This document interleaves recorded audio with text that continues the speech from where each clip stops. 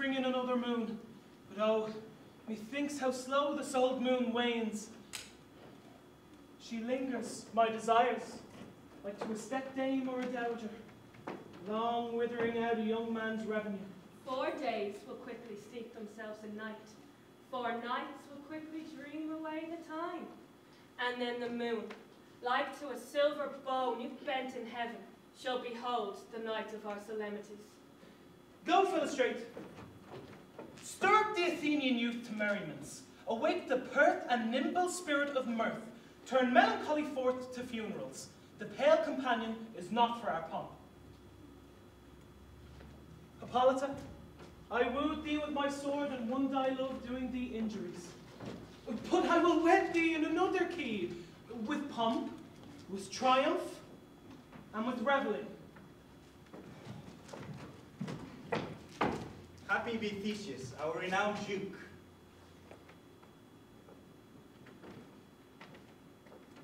Thanks, good Aegeus. What's the news with thee? Full of vexation come I with complaint against my child, my daughter Hermia. Stand forth, Demetrius. My noble lord, this man hath my consent to marry her. Stand forth, Lysander. And my gracious duke, this hath bewitched the bosom of my child. Thou, Lysander, thou hast given her rhymes and interchanged love tokens with my child. Thou hast by moonlight at her window sung, with feigning voice, verses of feigning love, and stolen the impression of her fantasy, with bracelets of thy hair, rings, gauds, and conceit. With cunning hast thou filched my daughter's heart, turned her obedience, which is due unto me, to stubborn harshness. And my gracious Duke, be it so she will not hear before your grace, consent to marry with Demetrius, I beg the ancient privilege of Athens. As she is mine, I may dispose of her, which shall be either to this judgment or to her death, according to our law, immediately provided in that case. What say you, Hermia? Be advised, fair maid. To you your father should be as a god, one that composed your beauties, yea, and one to whom you are but a form in wax, by him imprinted, and within his power to leave the figure or disfigure it. Demetrius is a worthy gentleman. So is Lysander. In himself he is. But in this kind, wanting your father's voice, the other must be held the worthier. I would, my father, look but with my eyes. Rather your eyes must with his judgment look. I do entreat your grace to pardon me. I know not by what power I am made bold, nor how it may concern my modesty, in such a presence here to plead my thoughts. But I beseech your grace that I may know the worst that may befall me in this case, if I refuse to wed Demetrius. Either to die the death, or to abjure forever the society of men. Therefore, fair Hermia, question your desires. Know of your youth. Examine well your blood. For if you yield not to your father's choice, you can endure the livery of a nun. For I to be a shady cloister mewed, to live a barren sister all your life, chanting faint hymns to the cold, fruitless moon. Thrice blessed they that so master their blood to undergo such maiden pilgrimage. But earthlier happy is the rose distilled than that which, withering on the virgin thorn, grows, lives, and dies in single blessedness. So will I grow, so live, so die, my lord, ere I will yield my virgin painted up unto his lordship, whose unwished yoke my soul consents not to give sovereignty. Take time to pause. By the next new moon, the sealing day betwixt my love and me for everlasting bond of fellowship. Upon that day, either prepare to die for disobedience to your father's will, or else to wed Demetrius, as he would, or on Diana's altar to protest for austerity and single life. Relent, sweet Hermia. And Lysander, yield thy praised title to my certain right. You have her father's love, Demetrius. Let me have Hermia's. Do you marry him? Scornful Lysander, true he hath my love, and what is mine, my love shall render him, and she is mine. And all my right of her I do estate unto Demetrius. I am, my lord, as well derived as he. As well possessed, my love is more than his. My fortunes every way as fairly ranked. And if not, which is more than all these boasts can be, I am beloved of beauteous Hermia. Why should not I then prosecute my right? Demetrius, I'll avouch it to his head, made love to Neither's daughter, Helena, and won her soul. And she, sweet lady, dotes, devoutly dotes in idolatry upon this spotted and inconstant man.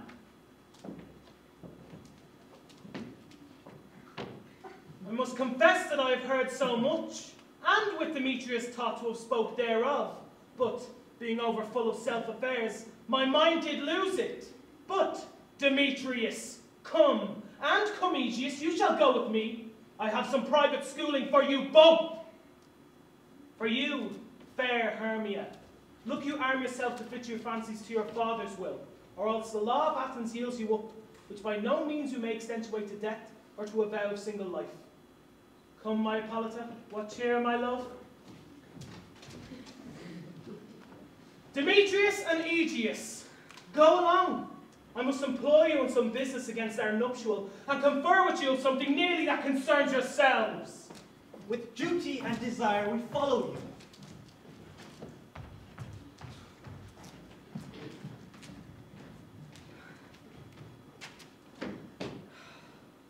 And now, my love, why is your cheek so pale? It chance the roses there do fade so fast. Belike of want of rain, which I could well between them from the tempest of my eyes. Ay me, for aught that I could ever read, could ever hear by tale or history, the course of true love never did run smooth. But either it was different in blood, Oh, cross, too high to be enthralled too low, or else miscraft in respect of years, oh, spite too old to be engaged too young, or else it stood upon the choice of friends, oh hell, to choose love by another's eyes, or if there were sympathy in the choice, war, death, or sickness did lay siege to it, making it momentary as a sound, swift as a shadow, short as any dream, brief as lightning in the collied night, that in a spleen enfolds both heaven and earth, and ere a man had power to say, behold! The jaws of darkness do devour it up. So quick bright things come to confusion. if then true lovers have been ever crossed, it stands as an edict in destiny. Then let us teach our trial patience, because it is a customary cross, as due to love, as thoughts and dreams and sighs, wishes and tears, per fantasy followers. Good persuasion. Therefore, hear me, Hermia. I have a widowed aunt, a dowager of great revenue. From Athens is her house remote 7 leagues, and she respects me as her only son. There, gentle Hermia, may I marry thee to that place. The sharp Athenian law cannot pursue us. Thou lovest me, steal forth thy father's house tomorrow night, and in the wood, a league without the town, where I did meet thee once with Helena to do observance to a morn of May. There will I stay for thee. My good Lysander, I swear to thee by Cupid's strongest bow, by his best arrow with the golden head, by the simplicity of Venus's doves, by all the vows that ever men have broke, in number more than ever women spoke. In that same place thou hast appointed me, tomorrow truly will I meet with thee. Keep promise, love. Look, here comes Helena. Godspeed, fair Helena. Whither away? All you me fair, that fair again unsay. Demetrius loves your fair, oh happy fair. Your eyes are lodestars, and your tongue sweet air, more tunable than lark to shepherd's ear. When wheat is green, when hawthorn buds appear, sickness is catching, oh were favour so, yours would I catch, fair Hermia, ere I go. My ear should catch your voice, my eye your eye, my tongue should catch your tongue's sweet melody. Oh, teach me how you look, and with what art you sway the motion of Demetrius' heart. I frown upon him, yet he loves me still. Oh, that your frowns could teach my smiles such skill. I give him curses, yet he gives me love. Oh, that my prayers could such affection move. The more I hate, the more he follows me. The more I love, the more he hateth me. His folly, Helena, it's no fault of mine. None but your beauty. Would that fault were mine.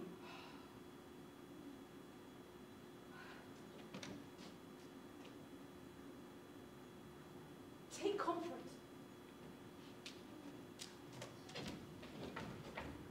Ye no more shall see my face. Lysander and myself will fly this place.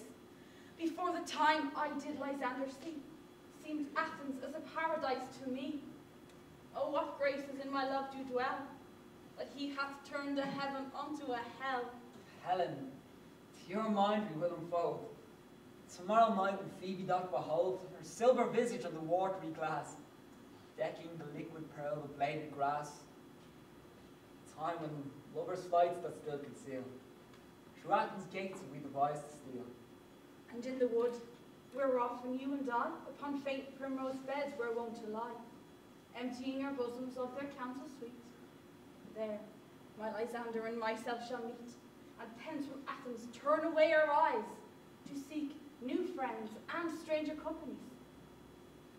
Farewell, sweet playfellow, pray thou for us, and good luck grant thee thy Demetrius.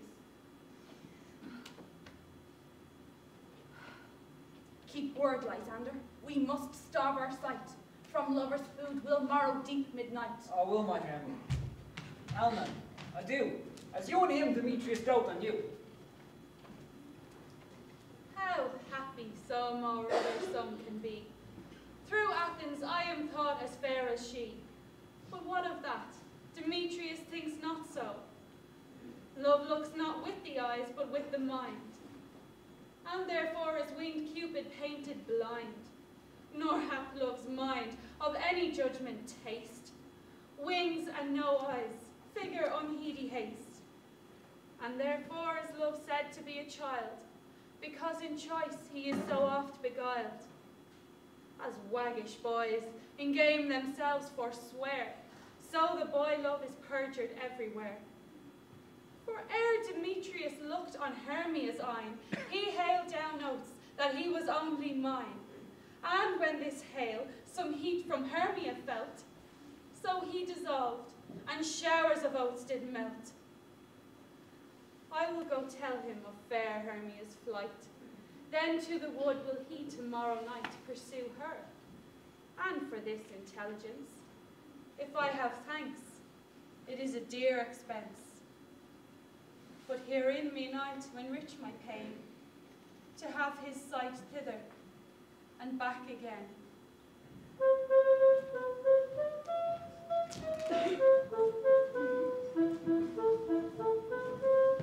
Is all our company here? You were best to call them generally, man by man, according to the script. Here is the scroll of every man's name which is thought fit, through all of Athens, to play in our interlude before the Duke and Duchess on his wedding day at night. First, Peter Quince, say what the play treats on, then read the name of the actors, and so grow to a point. Marion, our play is the most lamentable comedy and cruel death of Pyramus and Thisbe. A very good piece of work, I assure you, and merry. Now, good Peter Quince, call forth your actors by the scroll. Masters, spread yourselves. Answer as I call you. Nick Bottom, the weaver. Ready. Name what part I am for and proceed. You, Nick Bottom, are set down for Pyramus. What is Pyramus? A lover or a tyrant? A lover that kills himself most gallant for love. That will ask some tears in the true performing of it. If I do it, let the audience look to their eyes. I will move storms. I will condole in some measure. To the rest. Francis. Yet, my chief humour is for a tyrant. I could play Ercles rarely, or a part to tear a cat in, to make all split.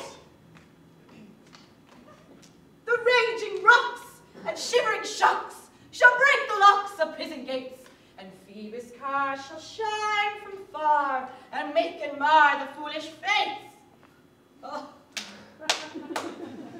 This was lofty. Now name the rest of the players. Francis. This is a tyrant's vein. A lover is more condoling.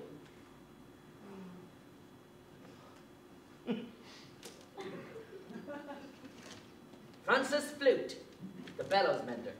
Here, Peter Quince. Flute, you must take Thisbe on you. What is Thisbe? A wandering knight. Hua! Ya! Hua! Ya! Hua! Ya! Hua! It is the lady that Pyramus must love.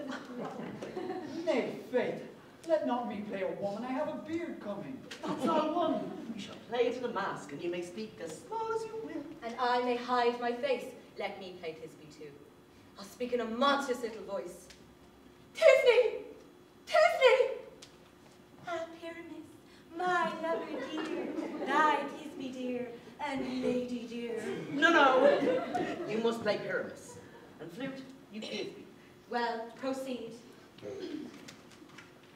Robin Starveling, the tailor. Here, the Quince! Robin Starveling, you must play Thisbe's mother. Tom Snout, the tinker. Here, Peter Quince. You, Pyramus's father. Myself, Thisbe's father. Snout the joiner, you the lion's part. And I hope here is a play fitted. Have you the lion's part written? Pray you, if it be, give it me, for I am slow of study. You may do an extempore, for it is nothing but roaring. Let me play the line too. I will roar, and I will do any man's heart good to hear me. I will roar, that I will make the Duke say, let him roar again, let him roar again. And you should do it too terribly. You would fright the judges and ladies, they would shriek. And that were enough to hang us all. Hang us, every by the sun. I grant you, friends, if you should fright the ladies out of their wits, they would have no more discretion but to hang us. But I will aggravate my voice so, that I will roar you as gently as any sucking dove. I will roar you, and for any nightingale. You can play no part but Pyramus. For Pyramus is a sweet-faced man. A proper man as one shall see on a summer's day. Most lovely, gentlemanlike man. Therefore, you must needs play Pyramus. Well, I will undertake it. Masters, here are your parts, and I am to entreat you, request you, and desire you to come then by tomorrow night, and meet me in the palace wood a mile without the town by moonlight. There we will rehearse, for if we meet in the city, we will be dogged with company and our devices known. In the meantime, I will draw a bill of property such as our play wants. I pray you, fail me not. We will meet, and there we may rehearse most obscenely and courageously. Take pains, be perfect. Adieu! At the Duke, so we meet. Enough. Hold or cut bowstrings.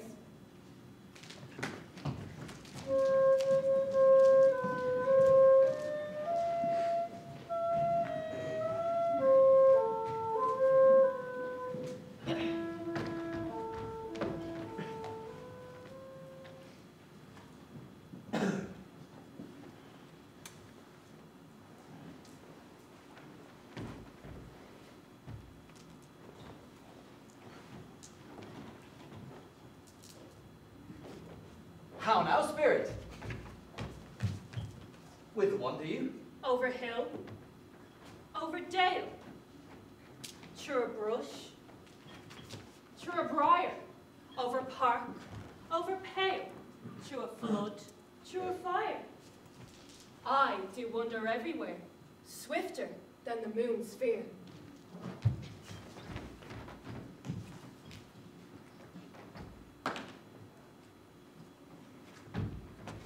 And I serve the fairy queen to do her orbs upon the green. The cowslip tall her pensioners be. In their gold coats, spots you see, those be rubies, fairy favours. In their freckles, live their savours. I must go seek some dewdrops here, and hang a pearl in every cowslip's ear. Farewell, thou lawless spirits, all be gone. Our queen and all her elves come here and on. The king doth keep his revels here tonight. Take heed the queen come not within his sight. For Oberon is passing fell and wrath, because that she is her attendant hath. A lovely boy, stolen from an Indian king. She never had so sweet a changeling.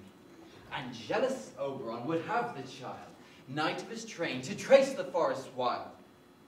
But she perforce withholds the loved boy, crowns him with flowers, and makes him all her joy.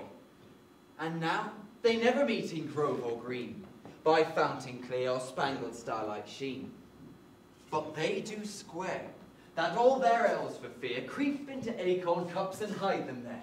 Either I mistake your shape in making quite, or else you are that shrewd and knavish sprite. Colt Robin, good fellow, are not you he, that frights the maidens of the villagery, skim milk and sometimes labour in kern, and bootless makes the breathless housewives churn, and sometimes make the drink to bar no barn, misled night wanderers laughing at their harm. And those that hobgoblin call you, and, sweet puck, you do their work, and they shall have good luck, are not you he? Thou speakest aright. I am that merry wanderer of the night. I jest to Oberon and make him smile, when I a fat and bean-fed horse beguile, neighing in likeness of a filly foal, and sometime lurk I in a gossip's bowl, in very likeness of a roasted crab, and when she drinks, against her lips I bob, and on her withered dewlap pour the ale, the wisest aunt telling the saddest tale. Sometimes the 3-foot stool mistaketh me. Then slip I from her bong down topples she, and Taylor cries and falls into a cough. And then the whole choir hold their hips and laugh, and waxen in their mirth, and neeze and swear. A merrier hour was never wasted there. But room fairy, here comes Oberon. And here my mistress would that he were gone.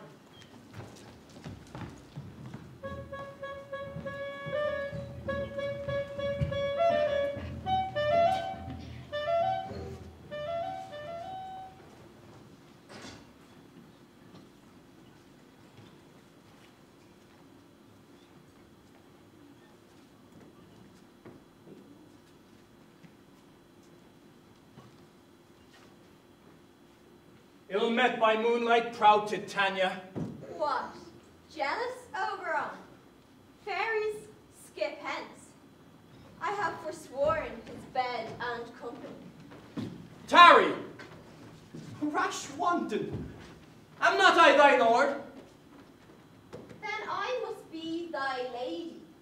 But I know when thou hast stolen away from fairyland, and in the shape of corn, sat all day, playing on pipes of corn and versing love to amorous Phillida. Why art thou here, come from the farthest steppe of India, but that pursuit, the bouncing Amazon, your buskined mistress, and your warrior love, to Theseus must be wedded. And you come to give their bed joy and prosperity. How canst thou thus for shame, Titania, glance at my credit with Hippolyta, knowing I know thy love to Theseus? Didst not thou lead him through the glimmering night from Periguna, whom he ravished, and make him with fair Agles break his faith?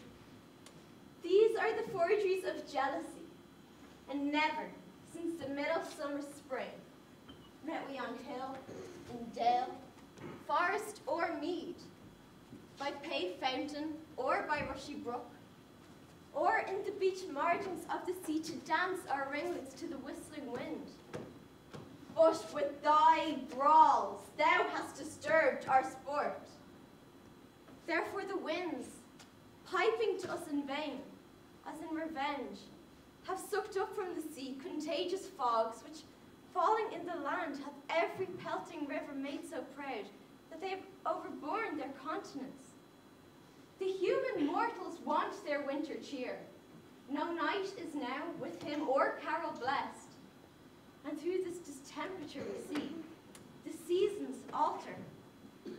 Hoary-headed frosts fall in the fresh lap of the crimson rose, and on old Higham's thin and icy crown, an odorous chaplet of sweet summer buds is, as in mockery set.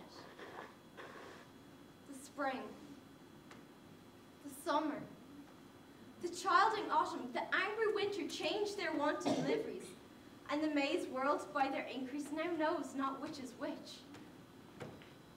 And this same progeny of evils come from our debate, from our dissension.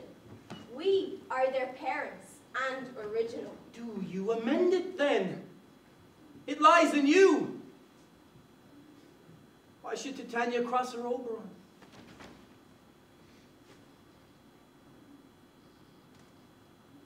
I do but beg a little changeling boy to be my henchman. Set your heart at rest. Fairyland buys not the child of me. His mother was a votress of my order, but she, being mortal of that boy, did die. And for her sake do I rear up her boy, and for her sake I will not part with him. How long within this wood intend you stay? Perchance till after Theseus's wedding day, if you will patiently dance in our reigns and see our moonlit revels. Go with us. If not, shun me and I'll spare your haunts. Give me that boy and I will go with thee. Not for thy fairy kingdom. Fairies away shall chide down right by her longer stay. Well, go thy way. Thou shalt not from this grove till I torment thee for this injury.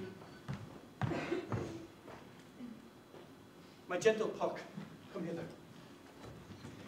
Thou remember, since once I sat upon a promontory and heard a mermaid on a dolphin's back, uttering such dulcet and harmonious breath that the rude sea grew civil at her song, and certain stars shot madly from their spheres to hear the sea maid's music. I remember. That very night I saw, but thou couldst not, flying between the cold moon and the earth, Cupid, all armed.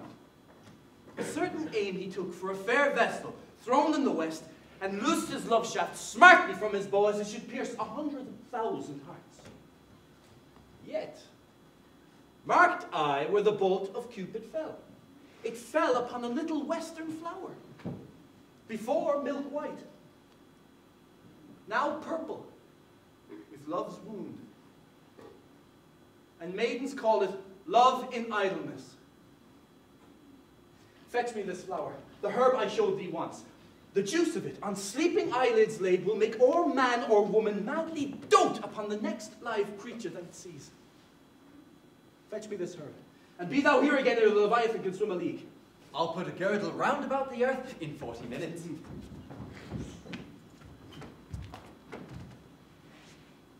Having once this juice, I'll watch Titania while she is asleep, and drop the liquor of it in her eyes. The next thing she waking looks upon, be it lion, bear, or wolf, or bull, on meddling monkey or on busy ape, she shall pursue it with the soul of love. And ere I take this charm from off her sight, as I can take it with another herb, I'll make her render up her page to me.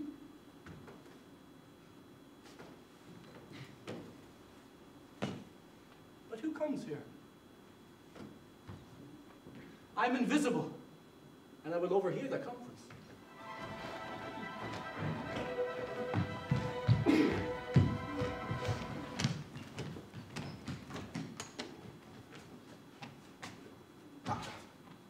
I love thee not, therefore pursue me not.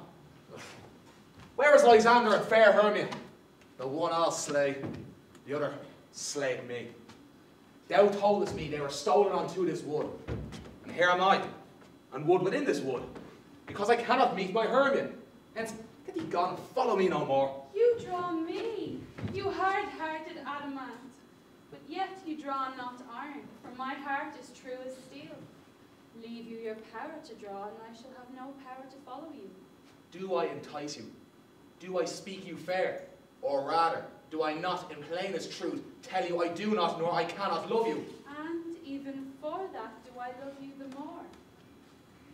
I am your spaniel, and Demetrius. The more you beat me, I will fawn on you. Use me but as your spaniel. Spurn me, strike me, neglect me, lose me.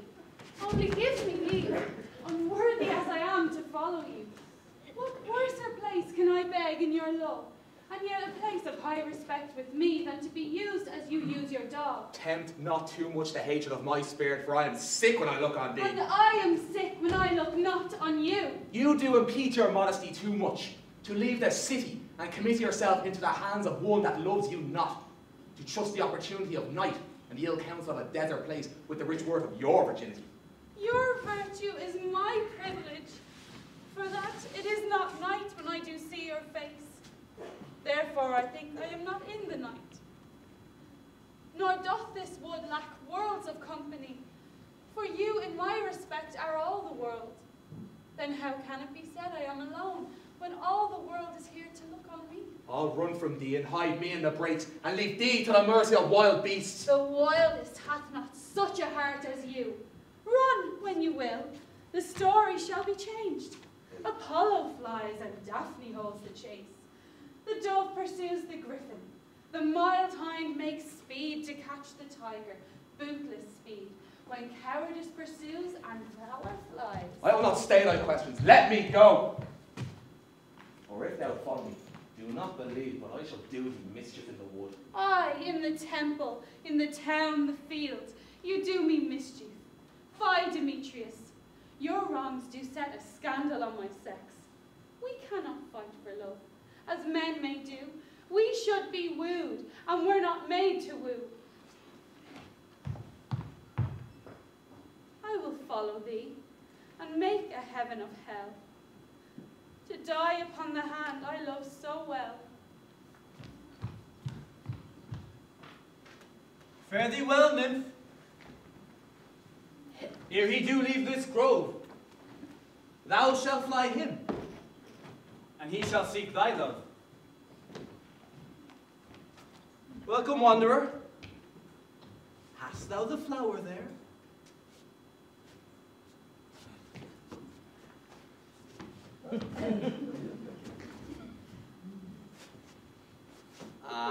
Aye, there it is. I pray thee give it me.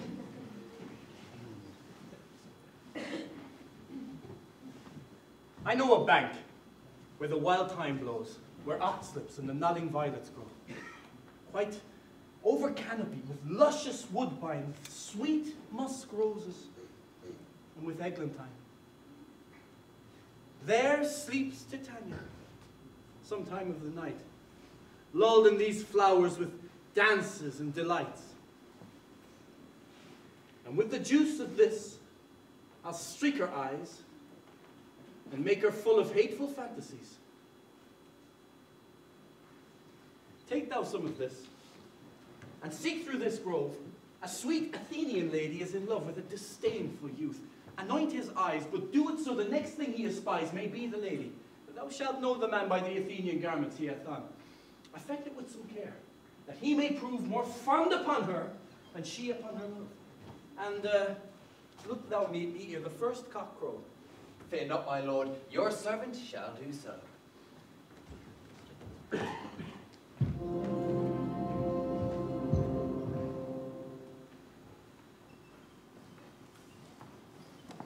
Come now, a roundel and a fairy song. Then, for the third part of a minute hence, some to kill cankers in the musk rose buds, some more rare mices for their leathern wings to make my small elf coats, and some keep back the clamorous owl that nightly hoots and wonders at our quaint spirits. Sing me now to sleep, and then to your offices, and let me rest.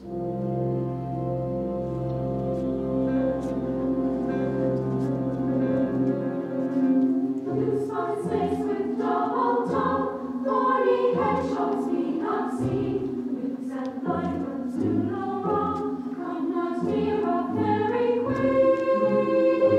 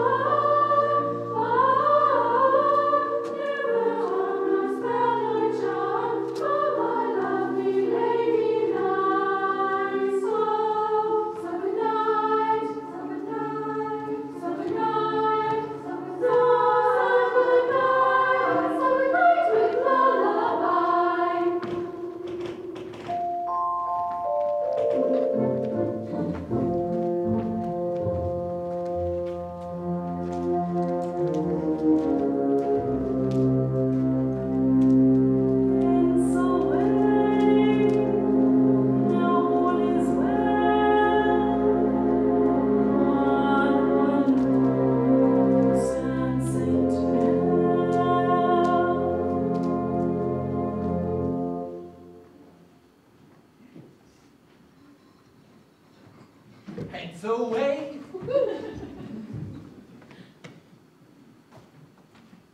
Hence away.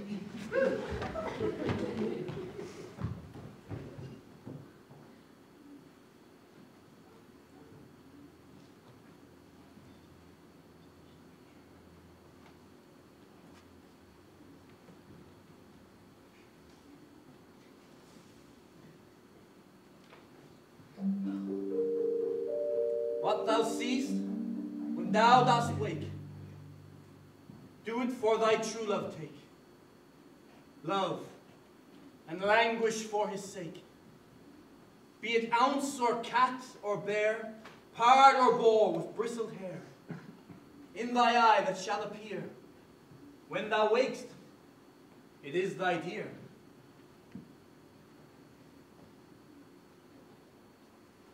Wake, when some vile thing is near.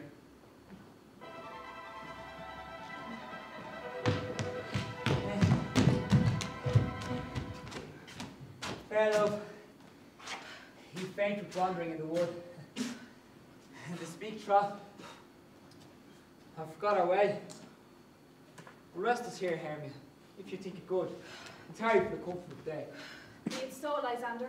Find you out to bed, for I upon this bank will rest my head. One turf shall serve as pillow for us both.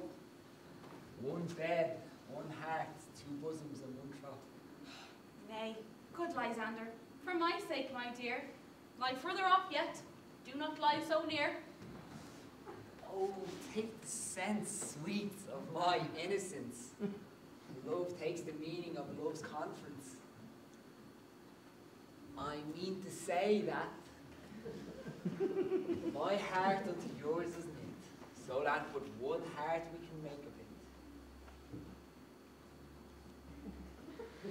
Two bosoms interchained in an oath, so then two bosoms and a single throat. Then, by your side, no better me than I. For lying so, Hermia, I do not lie. Lysander riddles very prettily. Now much be true, my manners and my pride. If Hermia meant to say Lysander lied. Oh, gentle friend, for love and courtesy, lie further off in human modesty. Such separation, as may well be said, becomes a virtuous bachelor and a maid. So far be distant, and good night, sweet friend. Thy love near altar till thy sweet life end. Amen, amen to that. Fair prayer, say I, and end life when I end loyalty.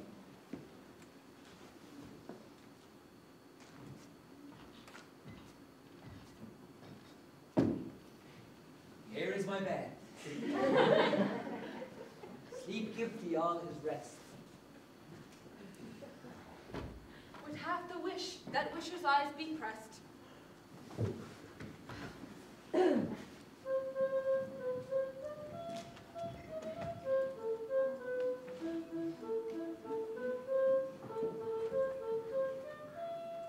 forest have I gone, but Athenian found I none, on whose eyes I might approve this flower's force in stirring love. Night and silence, who is here? Weeds of Athens he doth wear. This is he, my master said, despised the Athenian maid. And here the maiden, sleeping sound, on the dank and dirty ground. Pretty soul, she durst not lie near this lack love, this kill courtesy. Churl, upon thy eyes I throw all the power this charm doth owe. When thou wakest, let love forbid sleep his seat on thy eyelid. So awake when I am gone, for I must now to Oberon.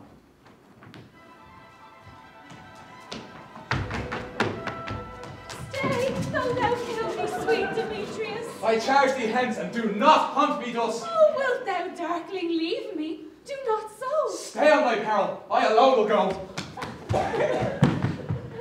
Oh, I am out of breath in this fond chase. The more my prayer, the lesser is my grace. Happy is Hermia, wheresoe'er she lies, for she hath blessed and attractive eyes. How came her eyes so bright? Not with salt tears? If so, mine are oftener washed than hers. No, no, I am as ugly as a bear. For beasts that meet me run away for fear. Therefore no marvel, though Demetrius do, as a monster, fly my presence thus. But who is here? Lysander on the ground, dead or asleep. I see no blood, no wound. Lysander, if you live, good sir, awake.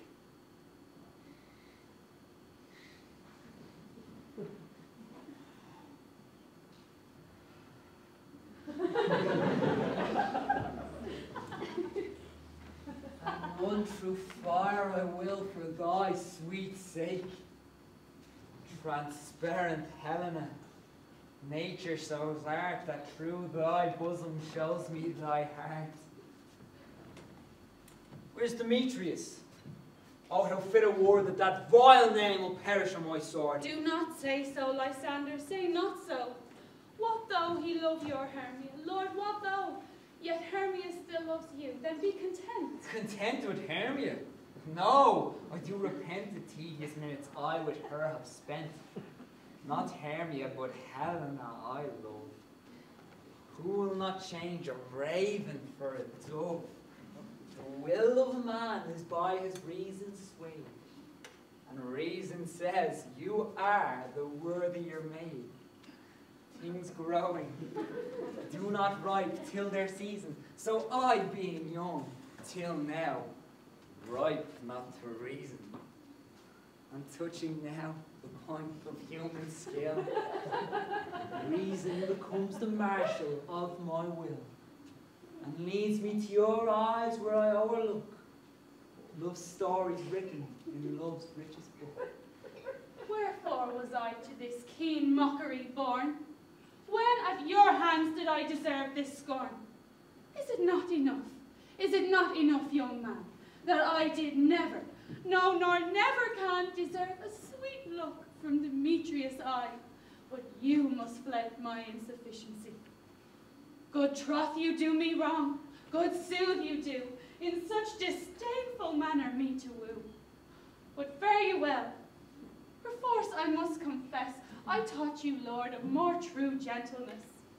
Oh, that a lady of one man refused, should of another therefore be abused.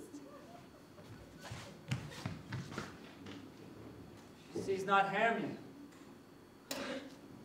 Hermia, sleep thou there, and never mayest thou come Lysander near. And all my power address your love and might to honour Helen and to be her knight.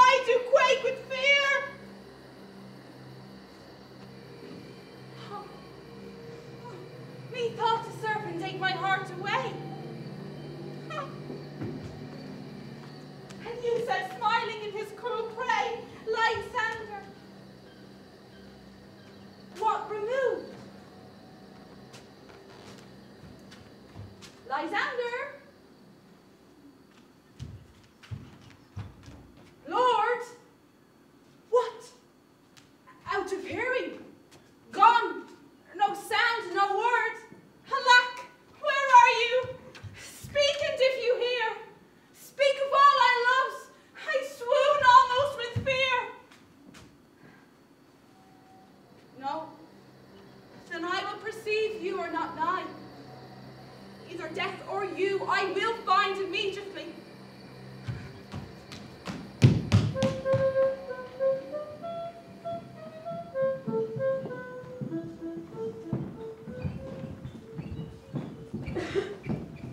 Are we all met?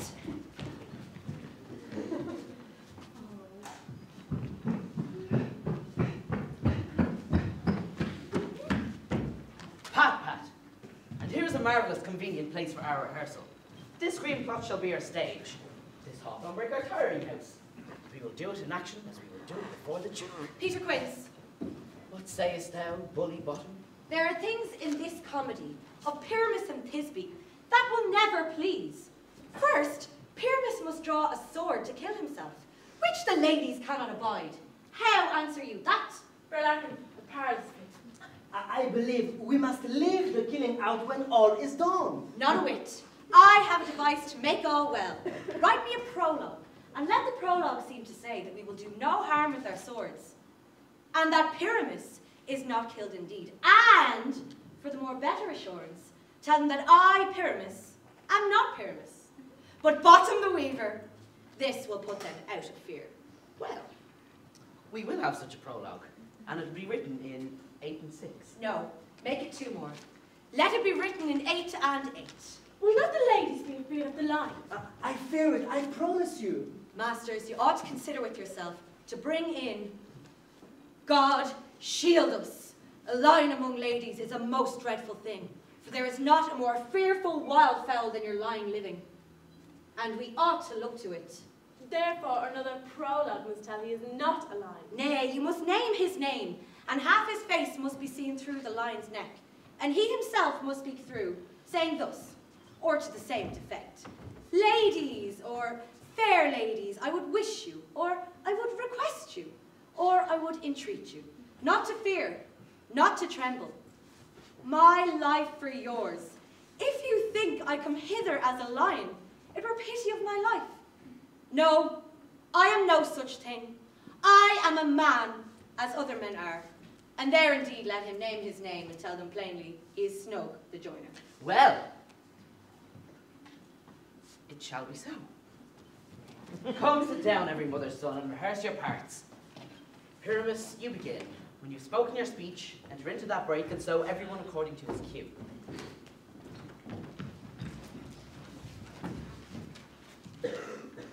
What hempen homespuns have we swaggering here? So near the cradle of the fairy queen? What? A play toward? I'll be an auditor, an actor too, perhaps, if I see cause. Speak, Pyramus! Thisbe, stand forth. Thisbe, the flowers of odious savour sweet. Odorous! Odorous! Odorous! Savour sweet. So hath thy breath, my dearest Thisbe dear. But hark, a voice! Stay thou but here a while, and by I will to thee appear. A stranger Pyramus that e'er played here. Must I speak now? Aye, marry, must you? For you must understand, he is to go but to see a noise that he heard, and is to come again. Most radiant Pyramus, most lily white of hue. Most radiant Pyramus, most lily white of hue, of colour like the red rose on triumphant briar, most brisky juvenile, and eke most lovely Jew, as truest horse that yet would never tire. I'll meet thee, Pyramus, at Ninny's tomb. Ninnis's tomb, man! You must not speak that yet, that you answer to Pyramus. Speak all your parts at once, cues and all. Pyramus, enter, your cue is past, it is never tired. Oh, as truest horse that yet...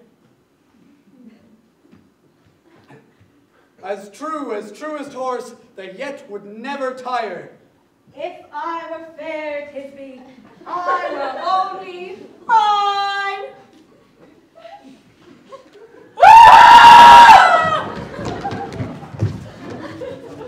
Hey! Masters!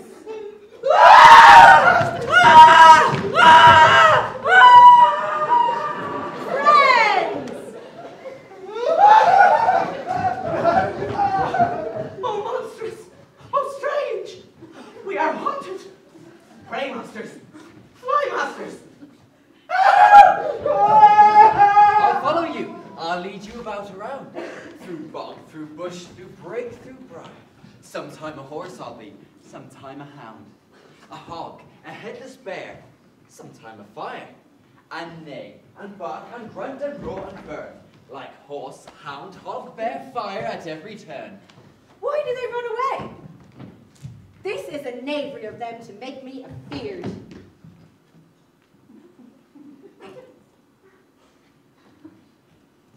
Oh, bottle! Thou art changed! What do I see on thee? What do you see? You see an ass head of your own, do you?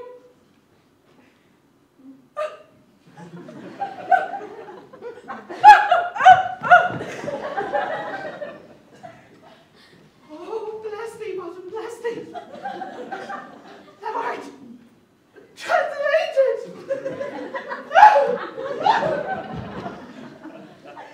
I see their knavery. This is to make an ass of me. To fright me, if they could. But I will not stir from this place. Do what they can. I will walk up and down here, and I will sing, that they shall hear I am not afraid. Ding, ow so cock so black of hue, with orange tawny bill. The throstle with his note so true, the wren with little quill. What angel wakes me from my flowery bed? The finch, the sparrow, and the lark, the plains of cuckoo grey, whose note full many a man doth mark, and dares not answer nay. For indeed, who would set his wit to so foolish a bird? Who would give a bird the lie, though he cry cuckoo, never so? I pray thee, gentle mortal, sing again. My ear is much enamored to thy note, so is mine eye enthralled to thy shape, and thy fair virtues force perforce doth move me, on the first view to say, to swear I love thee. Methinks, mistress, you should have little reason for that. And yet, to say the truth, reason and love keep little company together nowadays. The more the pity that some honest neighbours will not make them friends. Nay, I can gleek upon occasion. Thou art as wise as thou art beautiful. Not so neither. But if I had wit enough to get out of this wood, I have enough to serve mine own turn. Out of this wood do not desire to go. Thou shalt remain here, whether thou wilt or no. I am a spirit of no common rate. The summer still doth tend upon my state, and I do love thee. Therefore, go with me, and I will give thee fairies to attend on thee, and they shall fetch thee jewels from the deep, and sing while thou on pressed flowers doth sleep. And I will purge thy immortal grossness, love, so that thou shalt, like an airy spirit, go. Peace blossom, cobweb, moth, and mustard seed. Ready. And I. And I. And I. Where shall we go? Be kind and courteous to this gentleman. Hop in his walks and gambol in his eyes. Feed him with apricots and dewberries, with purple grapes, green figs, and mulberries. The honey bags steal from the humblebees, and for night tapers, crack their waxen thighs and light them at the fiery glowworm's eyes, to have my love to bed and to arise, and pluck the wings from painted butterflies, to fan the moonbeams from his sleeping eyes. Nod to him, elves, and do him curtsies. Hail, mortal. Hail? Hail. Hail. I cry your worship's mercy, heartily. I beseech your worship's name. Cobweb. Good Master Cobweb, I shall desire you of more acquaintance. If I cut my finger, I shall make bold with you. Your name, honest gentleman? Peas blossom. I pray you, commend me to Mistress Squash, your mother, and to Master Peascod, your father. Good Master Peace Blossom, I shall desire you of more acquaintance too. Your name, I beseech you, sir. Mustard seed. Good Master Mustard Seed, I know your patience well. That same cowardly giant like Oxbeef hath devoured many a gentleman of your house. I promise you, your kindred had made my eyes water ere now. I shall desire you of more acquaintance, good Master Mustard Seed. Come, wait upon him, and lead him to my bower.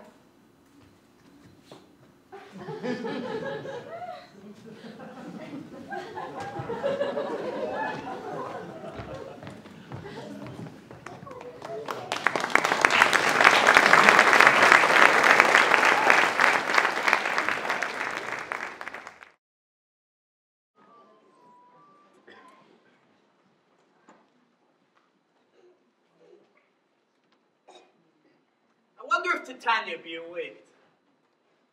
Then what it was that next came in her eye, which she must dote on in extremity.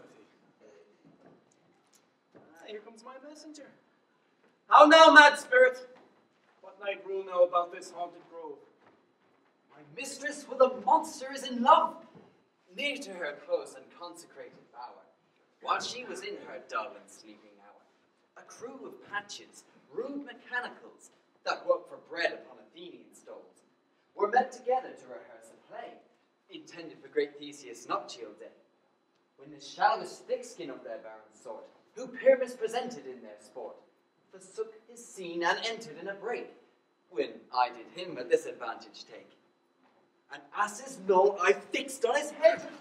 I left sweet Pyramus translated there, when in that moment, so it came to pass, Titania waked, and straightway loved an ass.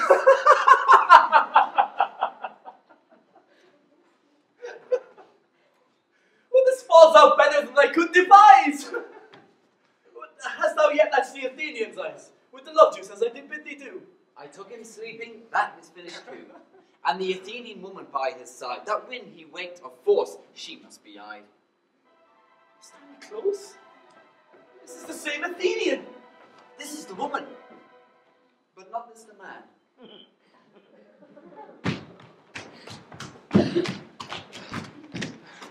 Oh, why rebuke you him that loves you so? Make breath so bitter on your bitter foe. Now I but chide, but I should use thee worse, for thereby fear has given me cause to curse. If thou hast slain Lysander in his sleep, beating o'er shoes and blood, plunge in the deep and kill me too. The sun was not so true unto the day as he to me. Would he have stolen away from sleeping Hermia? Thou hast murdered him, so should a murderer look so dead, so grim. So should the murdered look, and so should I. Pierced through the heart with your stern cruelty. Yet you, the murderer, look as bright and as clear as yonder Venus and her glimmering sphere. What's this with my Lysander? Where is he? Oh, good Demetrius, wilt thou give him me? I had rather give his carcass to my hounds. Out dog, out cur, thou drivest me past the bounds of maiden's patience. Hast thou slain him then? Henceforth be he never numbered among men. Oh, once, tell true even for my sake. You spent your passion on a misspurred moon. I am not guilty of Lysander's blood, nor is he dead for aught that I can tell. I pray thee, tell me then that he is well. And if I could, what should I get there for? A privilege, never to see me more. And from thy hated presence part I so, see me no more, whether he be dead or no. There is no following her in this fierce vein. Here, there for a while. I will remain.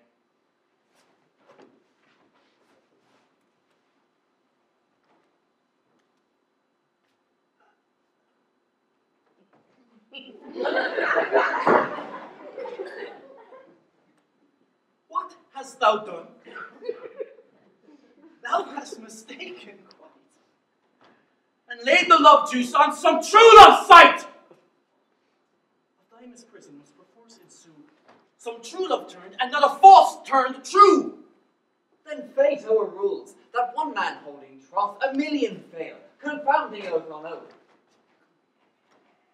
About the wood go swifter than the wind, and Helena of Athens look thou find. All fancy sick she is, and pale of cheer, with sighs of love that cast the fresh blood dear. By some illusion, see thou bring her here. I'll charm his eyes against she do appear. I go, look how I go, swifter than arrow from the Tartar's bow.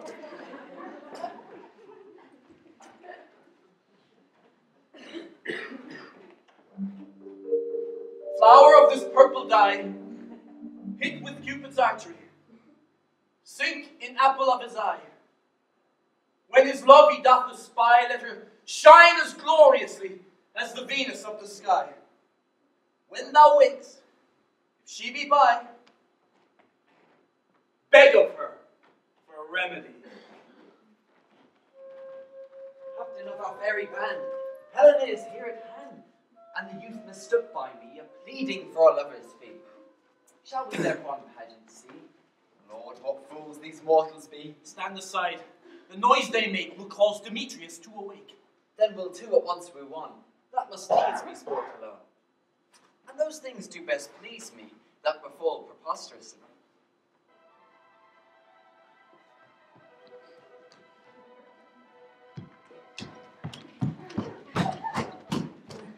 Why should you think that I woo and scorn? Scorn and derision never come in tears. Look, when I vow, I weep, and vow so born, and I have truth, all nativity appears. You do advance your cunning more and more, when truth kills truth. Oh, devilish holy fray, these vows are Hermia's. Will you give her o'er? Weigh oath with oath, and you will nothing weigh. Your vows to her and me, put in two scales, will even weigh, and both as light as tails. I had no judgment when to her I swore. Nor none in my mind, now you give her o'er. Demetrius loves her, and he loves not you. Oh, Helen. Goddess. Nymph. Perfect. Divine. To what my love shall I compare thine eyne? Crystal is muddy. Oh, how ripe and show. Thy lips, those kissing cherries, tempting grow. That pure congealed white-eyed Taurus snow, fanned with the eastern wind, turns to a crow. When thou holdest up thy hand, oh, let me kiss this princess of pure white, this seal of bliss. Oh, spite! Oh, hell! I see you all are bent to set against me for your merriment. If you were civil and knew courtesy, you would not do me thus much injury. Can you not hate me, as I know you do, but you must join in souls to mock me too? If you were men, as men you are in show, you would not use a gentle lady so, to bow and swear and super praise my parts, when I am sure you hate me with your hearts. You both are rivals and love Hermia, and now both rivals to mock Helena. You are unkind, Demetrius.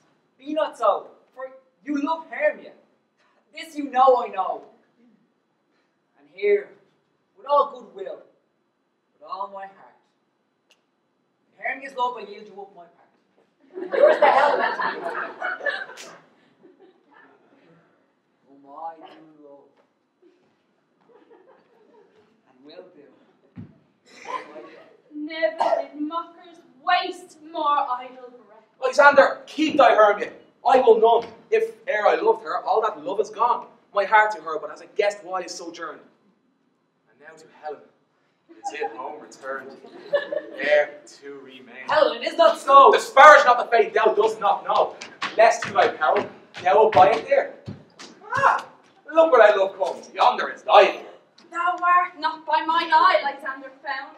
Mine ear, I thank it, has brought me to thy sound. But why unkindly didst thou leave me so?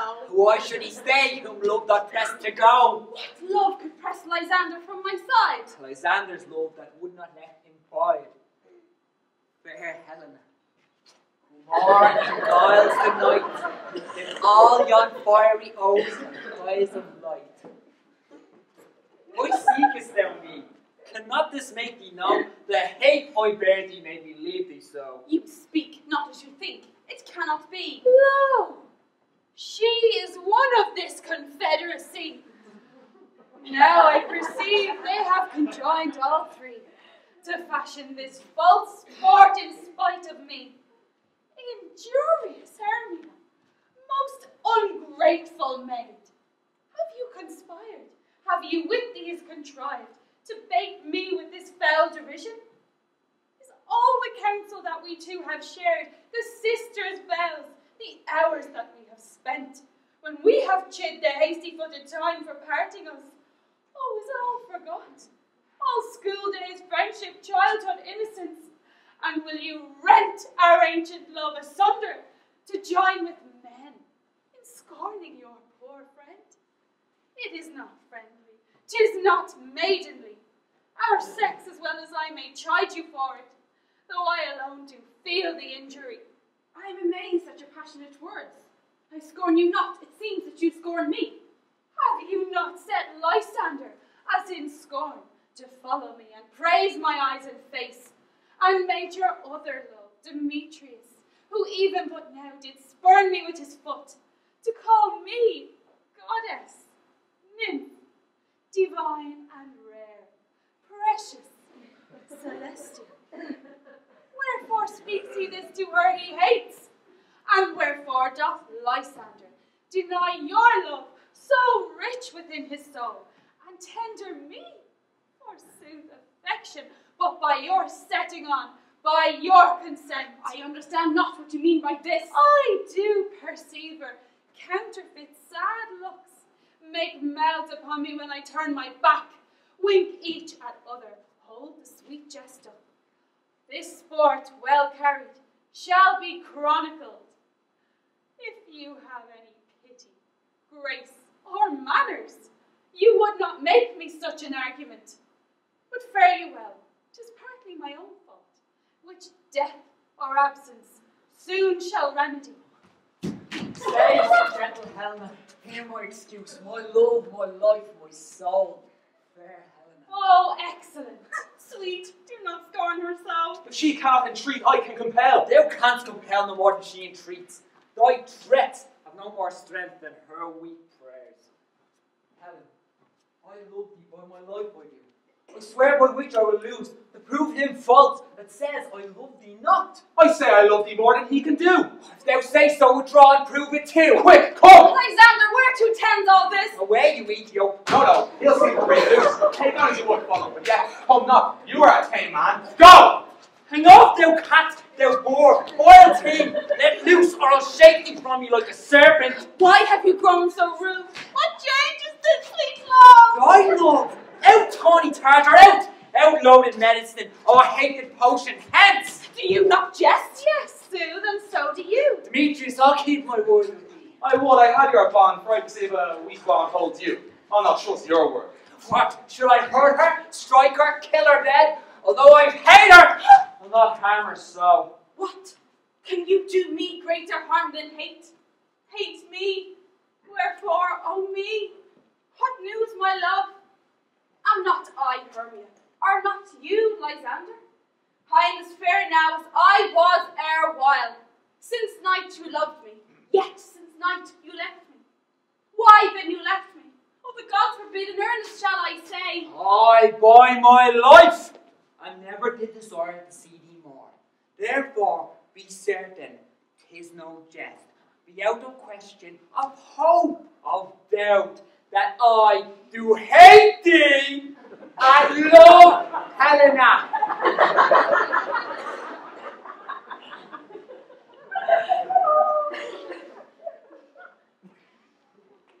Oh, me?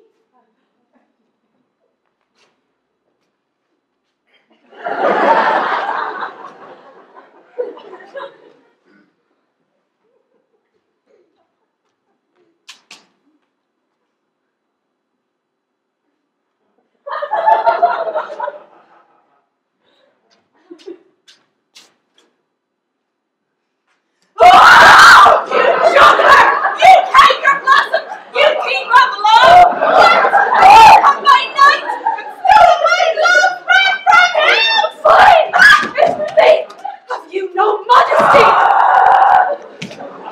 no maiden's patience, no touch of bashfulness. What will you dare impatient answers from my gentle tongue? Why, you counterfeit, you puppet you! Puppet! What so? Aye, that way goes the game. Now I perceive that she hath made compare between her statures. She hath urged her height with her personage, her tall personage, her height, forsooth, she hath prevailed with him. And are you grown so high in his esteem because I'm so dwarfish and so low? How low am I? Thou painted Maypole, speak! How low am I? My nails can reach unto thine eyes! I pray you, though you must be gentlemen that were not hurt me. I was never cursed. I have no gift at all in shrewdness. I am a right maid for my cleverness. Let her not strike me. You perhaps may think that because she is something lower than myself, that I can match her. Lower! Hark again! Good Hermia, do not be so bitter with me. I evermore did love you, Hermia. Did ever keep your counsels, never wronged you. Save that in love unto Demetrius, I told him of your stealth unto this wood. He followed you, for love I followed him, but he had chid me hence, and threatened me, to strike me, spurn me, nay, to kill me too. And now, so you will let me quiet go, to Athens will I bear my folly back, and follow you no further. Let me go. You see how simple and how fond I am. Why, get you gone. Who is that hinders you? A foolish heart that I leave here behind. What with Lysander? With Demetrius. Be not afraid, she shall not harm thee, Helena. No, sir, she shall not, though you take her part. Oh, when she is angry, she is keen and shrewd. She was a vixen when we went to school, and though she be but little, she is fierce. Little, again, nothing but low and little. Why will you suffer her to flout me thus? Let me come to her. Oh, can you go on, you dwarf? You minimus of hindering not grass maid? You breed! You acorn! You are too officious on her behalf that scorns your services. Let her alone. Speak not of Helena. Take not her part. For if thou dost intend never so little show of love to her, thou shalt abide it. Now she holds me not. Now follow, if thou darest, to try whose right of thine or mine is most in Helena. Follow. Hey, I'll go with thee. Cheap by gel. You, mistress, hold this coil as long of you. Nay, go not back. I will not trust you. I nor longer stay in your cursed company. Your hands than mine are quicker for a fray. My legs are longer, though, to run away. I'm amazed and know not what to say.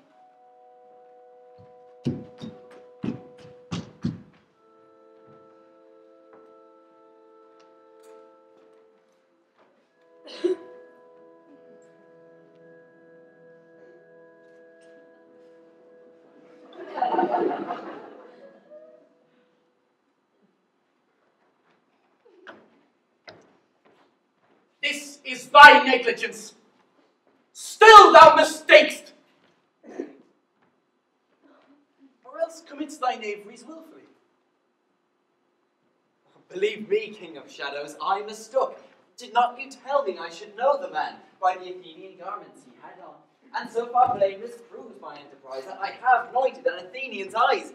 And so far glad am I at so did sort, as this their jangling I esteem as sport. Thou seest these lovers seek a place to fight. I therefore, Robin, overcast the night. The starry welkin, cover thou anon with drooping fog as black as Acheron, and lead these testy rivals so astray that one comes not within another's way. Like to Lysander, sometime frame thy tongue, then stir Demetrius up with bitter wrong. And sometime rail thou, like Demetrius. And from each other look thou, lead them thus, till o'er their brows death counterfeiting sleep, with leaden legs and batty wings doth creep. Then crush this herb into Lysander's eye, whose liquor hath this virtuous property to take from thence all error with his might, and make his eyeballs roll with wonted sight. When they next wake, all this derision shall seem a dream and fruitless vision. And back to Athens shall the lovers wend, with league whose date till death shall never end. Whilst I in this affair do thee employ, I'll to my queen and beg her Indian boy, and then I shall her charmed eye release from monster's view, and all things shall be peace. My fairy lord, this must be done with haste, for night swift dragons cut the clouds full fast, and yonder shines Aurora's harbinger, at whose approach ghosts wandering here and there troop home to churchyards. Damned spirits all, that in crossways and floods have buried, already to their wormy beds are gone, for fear lest day should look their shames upon. They wilfully themselves exiled from light, and must for aye consort with black-browed night. They're spirits of another sort, but notwithstanding. Haste, make no delay. We may effect our business yet ere day. Up and down, up and down. I will lead them up and down. I am feared in field and town. Goblin, lead them up and down. Here comes one. Where art thou, proud Demetrius? Speak thou now. Here, villain, drawn and ready. Where art thou? I'll be with thee straight. Follow me then to plainer ground. Lysander! Speak again! Thou run away. Thou coward, art thou fled? Speak in some bush. Where dost thou hide thy head? Thou coward, art thou bragging to the stars, telling the bushes that thou lookst for wars and wilt not come? Come, recreant, come thou child, I'll whip thee with a rod. He is defiled that draws a sword on thee. Yea? Art thou there? Follow my voice, we'll try no manhood here. Ah! He goes before me and dares me on. And I come where he calls, then he is gone. The villain is much lighter healed than I. I followed fast, but faster did he fly. I've fallen a mile, dark and uneven way. And here will rest me. Come thou gentle day. For if but once thou show me the grey light, find Demetrius and revenge this spite. Oh, coward!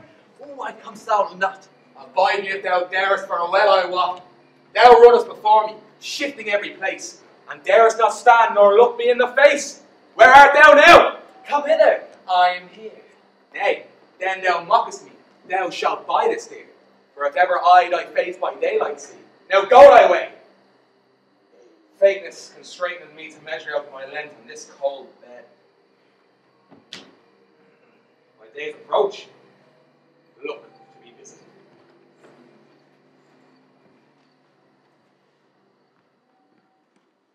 Oh, weary night. Oh, long and tedious night. Abate thy hours. Shine comforts from the east, that I may back to Athens by daylight. From these that my poor company detest. And sleep, that sometimes shuts up sorrow's eye. Steal me a while from mine own company. Yet but three, come one more. Two of both kinds makes up four. Here she comes, cursed and sad. Cupid is a knavish lad, thus to make poor females mad.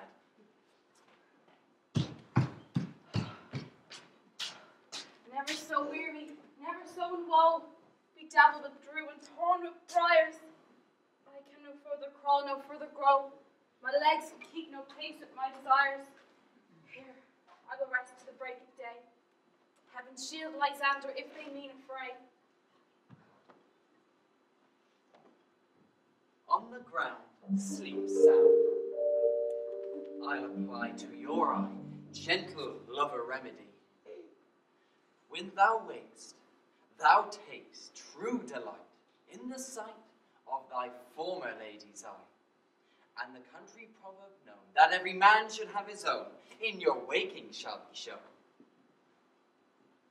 Jack shall have Jill, naught shall go ill, the man shall have his mare again, and all shall go well.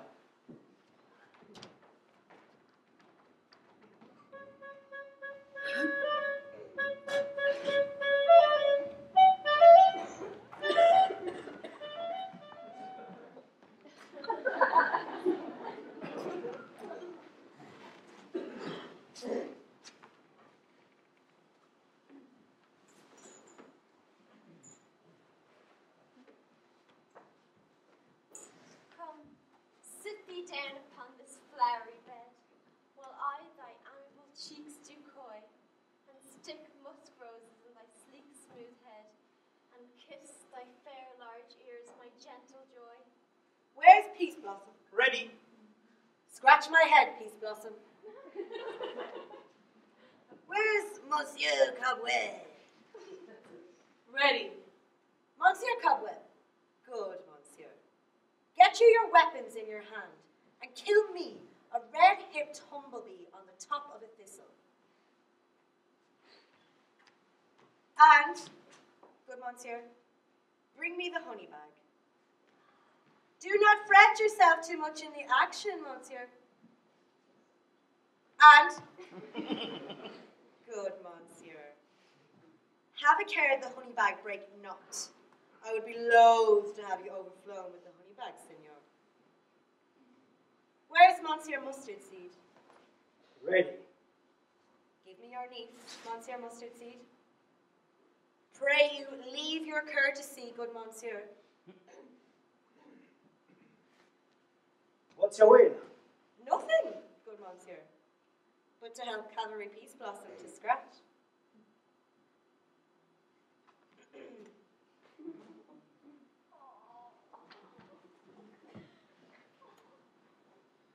I must to the barber's, Monsieur. For methinks I am marvellous hairy about the face.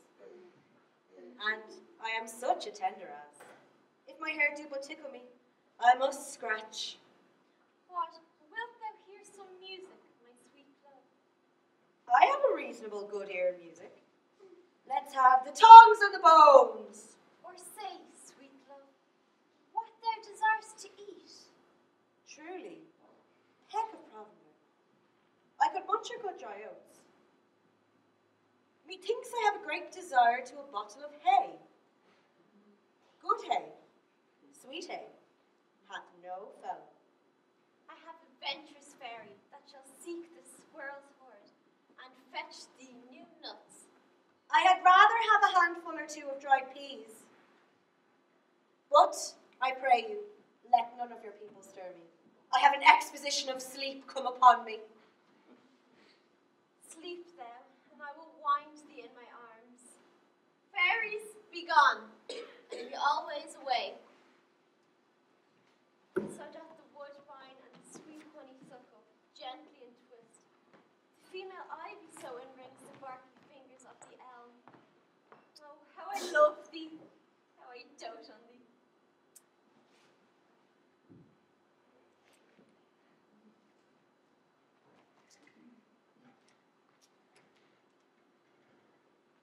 Welcome, good Robin. Seest thou this sweet sight? Her dotage now I do begin to pity. For meeting her of late, behind the woods seeking sweet favours for this hateful fool, I did upbraid her, and fall out with her. For she his hairy temples then had rounded with coronet of fresh and fragrant flowers. And when I had at my patience pleasure taunted her, and she in mild terms begged of my patience, I then did ask of her changeling child, which straight she gave me, and her fairy sent to bear him to my bower in fairyland. And now I have the boy, I will undo this hateful imperfection of her eyes. And, gentle Puck, take this transformed scalp from off the head of this Athenian swain, that he awaking may back to Athens with the others, and think no more on this night's accident, but as the fierce vexation of a dream. But first, I release the fairy queen.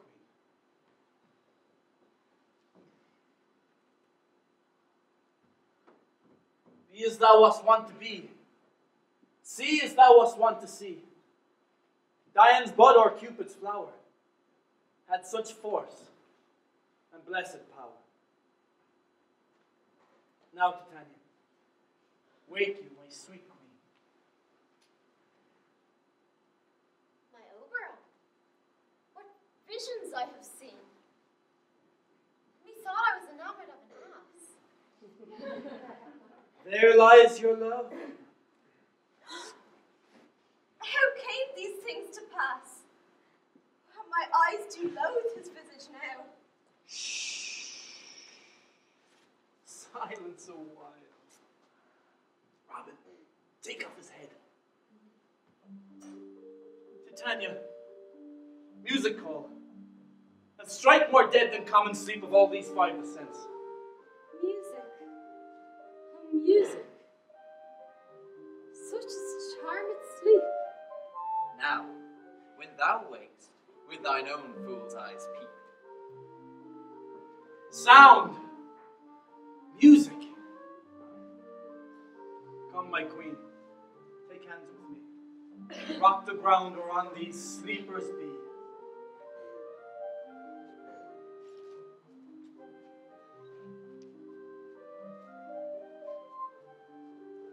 Now thou and I are new in amity, and will tomorrow midnight solemnly dance into Theseus' house triumphantly, and bless it all to fair prosperity. There shall the pair of faithful lovers be, wedded with Theseus, all in jollity. Fairy king, attend and mark, I do hear the morning lark. Then, my queen, in silence sad, trip we after night's shade. We the globe will compass soon, swifter than the wandering moon. Come, my lord, and in our flight, tell me how it came this night that I, sleeping here, was found with these mortals on the ground.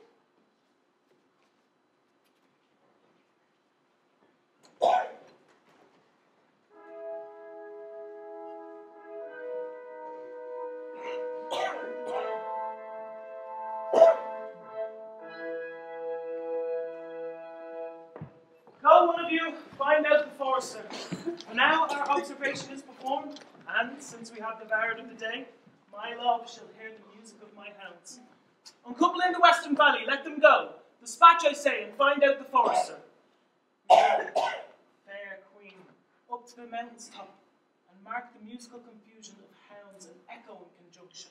I was with Hercules and Cadamus once, when in the wood of Crete they bayed the bear and hounds of Sparta. Never have I heard such gallant chidings. For, beside the groves, the skies, the fountains, every region near, all seemed one mutual cry. I never heard so musical a discord, such sweet thunder. My hounds are bred of the Spartan kind, so flued, so sanded, and their heads are hung with ears that sweep away the morning dew, crook-kneed and dew-lacked with Thessalian bulls. Each under each a cry more tunable was never hollow to, nor cheered with horn. In Crete, in Sparta, nor in Thessaly. Judge when you hear. But soft, what nymphs are these?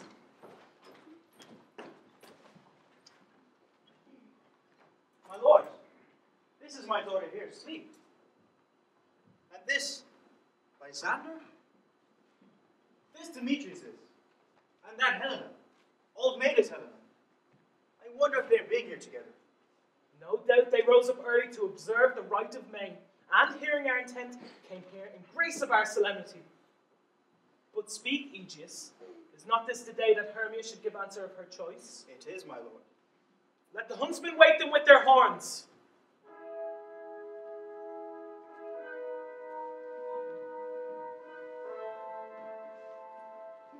Good morrow, friends! St. Valentine is past. Begin these wood birds but a couple now. Right, my lord. I pray you all stand up. I know you two are rival enemies. How comes this gentle concord in the world, that hatred is so far from jealousy, To sleep I hate and fear no enmity. My lord, I shall reply amazedly, half sleep, half waking. But as yet, I cannot truly say how I came here. But as I think, for truly would I speak, and now I do bethink me, so it is. I came with Hermia hither. Our intent was to be gone from Athens, where we might, without peril, obtain the law. Enough! My lord, you have enough. I beg the law upon his head. They would have stolen away. They would, Demetrius, thereby to have defeated you and me. You of your wife, and me of my consent. Of my consent that she should be your wife.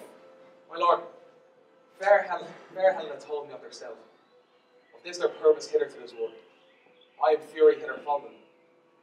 Fair Helena, in fancy following me. But, my good lord, I wot not by what power, but by some power it is. My love to Hermia, melted as the snow, seems to me now as the remembrance of an idol god, which in my childhood I did dote upon. And all the faith, the virtue, the object and the pleasure of mine eye. It was only Helena. To her, my lord, was I betrothed ere I saw Hermia. But like a sickness did I loathe this food. But as in health, come to my natural taste. Now I do wish it, love it, long for it, and will forevermore be true to it. Fair lovers, you are fortunately met. Of this discourse we will hear anon. Aegeus, I will overbear your will. For in the temple, by and by with us, these couples shall eternally be knit. And now the morning is something worn, our purposed hunting shall be set aside. Away with us to Athens, 3 and 3. We'll hold a feast in great solemnity. Come, Hippolyta.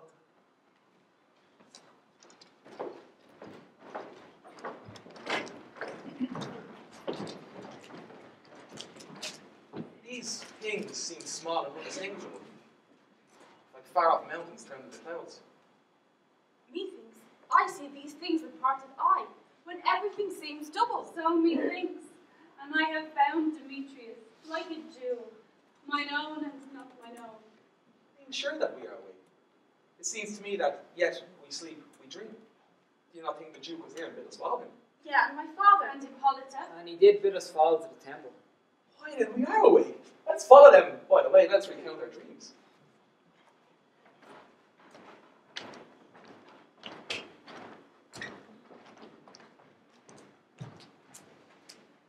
When my cue comes, call me and I will answer. My next is most fair Pyramus. Hi-ho. Peter Quince. Flute, the bellows mender.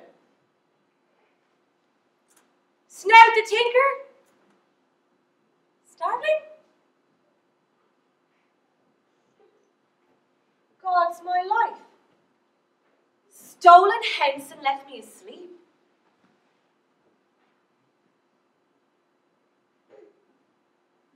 I have had a most rare vision.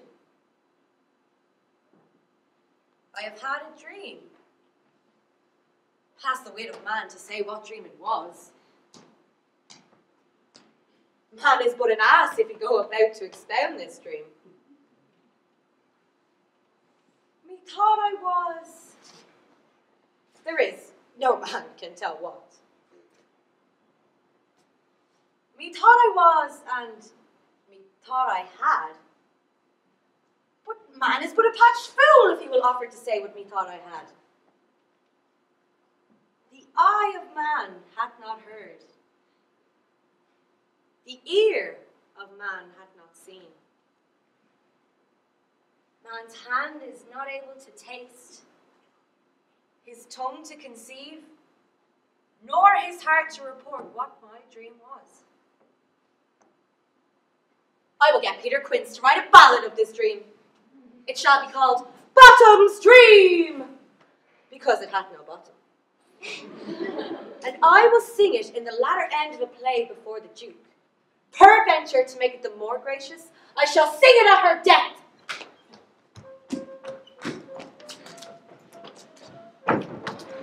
Have you sent Bottom's house? Has he come home yet? He cannot be heard of. Out of that. He is transported. If he not come, then the play is marred. It goes not forward. It is not possible. You have not a man in all Athens able to discharge Pyramus but he. No, he hath simply the best wit of any handicraft man in Athens. Yea, and the best person too. He's such a sweet voice for a paramour. You must say paragon. A paramour is, God bless us, a thing of naught. Masters! The Duke is coming from the temple, and there are 2 or 3 lords and ladies more married. If our sport had gone forward, we had all been made men. Oh, sweet bully bottom! Thus hath he lost 6 pence a day during his life. He could have scaped 6 pence a day. And the Duke had not given him 6 pence a day for playing Pyramus. I'll be hanged. He would have deserved it. 6 pence a day in Pyramus or nothing. Where are these lads? Where are these hearts?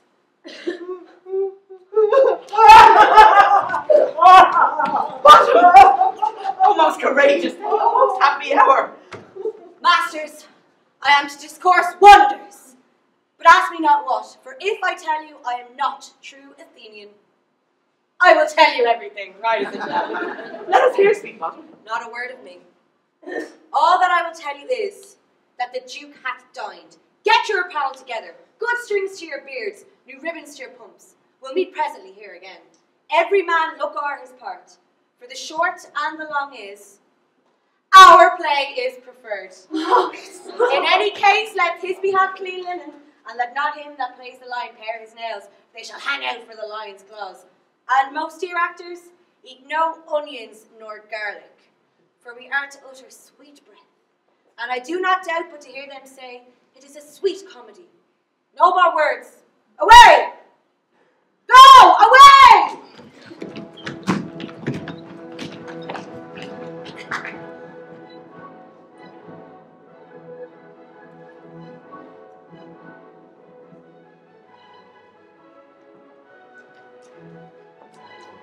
'Tis strange, my Theseus, that these lovers speak of. More strange than true. I never may believe these antique fables, nor these fairy toys.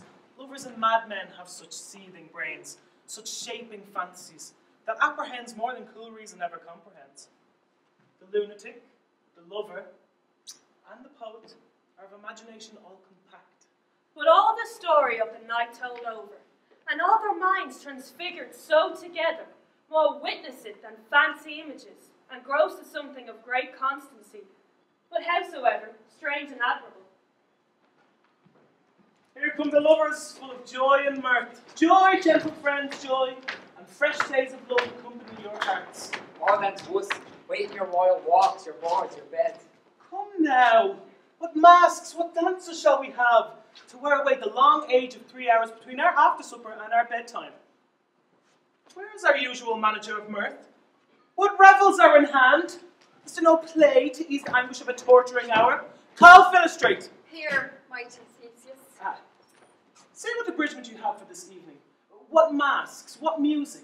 How shall we beguile the lazy time if not with some delight? A play there is, my lord, some 10 words long, which is as brief as I have known a play. But by 10 words, my lord, it is too long, which makes it tedious, for in all the play there is not one word act, one player fitted. And tragical, my noble lord, it is, for Pyramus therein doth kill himself, which, when I saw rehearsed, I must confess, made mine eyes water, but more merry tears. The passion of loud laughter never shed. What are they that do play it? Hard-handed men that work in Athens here, which never laboured in their minds till now, and now have toiled their unbreathed memories with the same play against your nuptial. And we will hear it. No, my noble lord. It is not for you. I have heard it over, and it is nothing in the world, unless you can find sport in their intents, extremely stretched and conned with cruel pain to do your service. I will hear that play, for never anything can be amiss when simpleness and duty tender it. Go bring them in, and take your places, ladies. I love not to see wretchedness overcharged, our duty in its service perishing. Why, gentle sweet, you shall see no such thing. He says they can do nothing in this kind. The kind are we to give them thanks for nothing. Our sport shall be to give what they mistake, and what poor duty cannot do, noble respect takes it in might, not merit. Love, therefore, and tongue-tied simplicity, and least speak most to my capacity.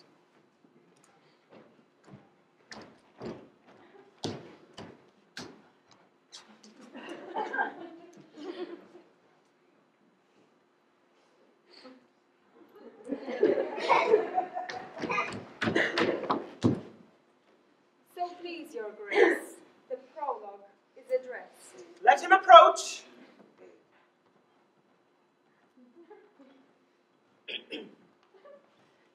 If we offend, it is with our goodwill.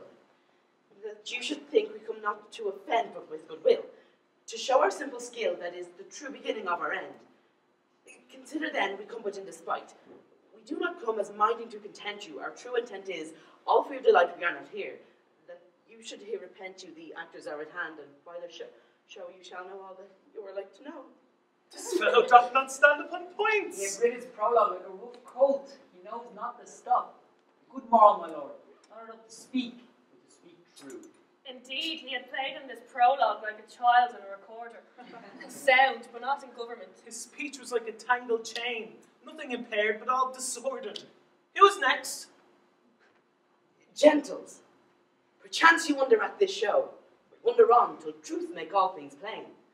This man is Pyramus, if you will know. This beauteous lady is good, sir.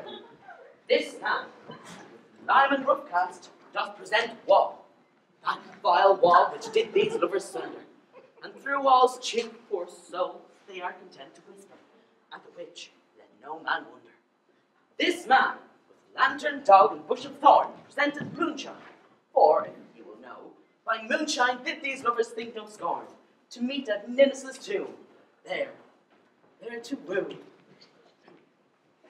This grisly beast, which lion hight by name, the trusty Thisbe coming forth by night, did scare away, or rather did affright. And as she fled, her mantle she did fall, which lion, vile with bloody mouth did stain. Anon comes Pyramus, sweet youth and tall, and finds his trusty Thisbe's mantle slain. Whereat with blade, with bloody blameful blade, he bravely broached his boiling bloody breast. And Thisbe, tarrying in mulberry shade, his dagger drew and died. For all the rest, let lion, moonshine, wall, and lovers twain, at large discourse, while here they do remain. I wonder if the lion be to speak. No wonder, my lord. One lion may when many asses do. In this same interlude doth befall that I, once now by name, present a wall. And such a wall as I would have you think, that had in it a crannied hole, or chink, through which the lovers Pyramus and Thisbe did whisper often very secretly. This lone, this rough cast, and this stone doth show that I am that same wall, the truth is so. And this the cranny is, right and sinister, through which the fearful lovers are to whisper. Would you desire lime and hair to speak better? It is the wittiest partition that I ever heard discourse, my lord. Pyramus draws near the wall. Silence.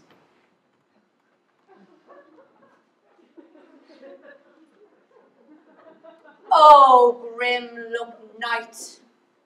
Oh, night with hue so black.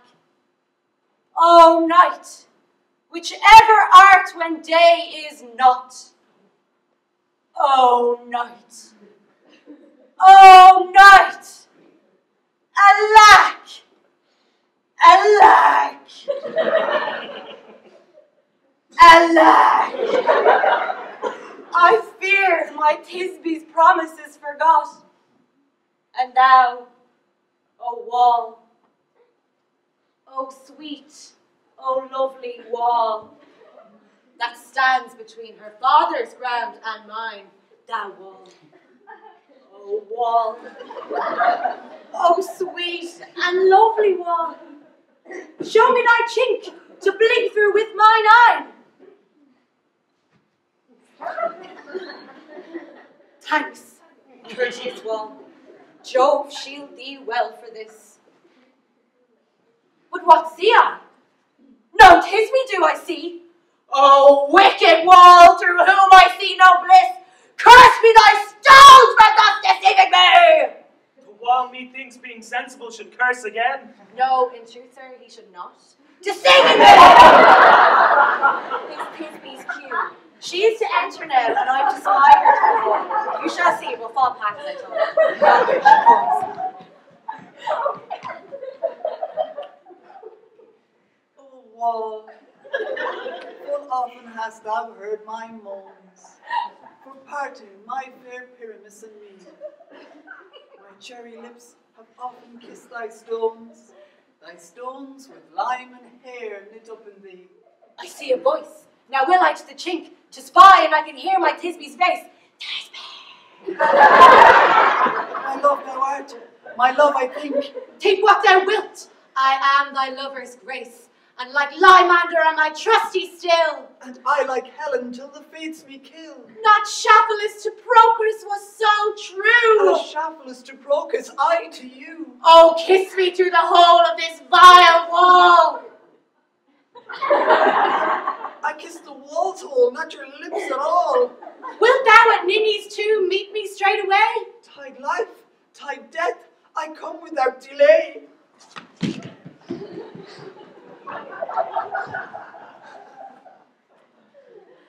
Thus have I, wall, my part discharged so, and being done, thus wall, away doth go.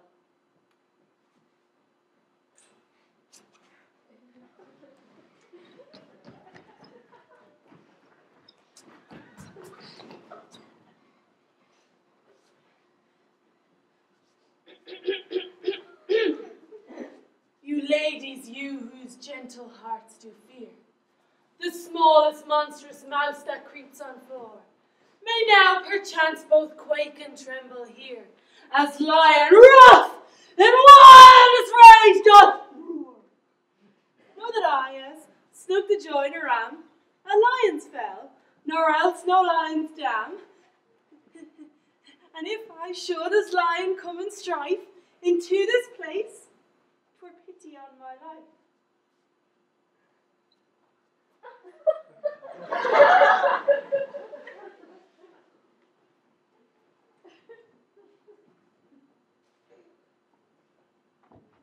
This lantern doth the horned moon present.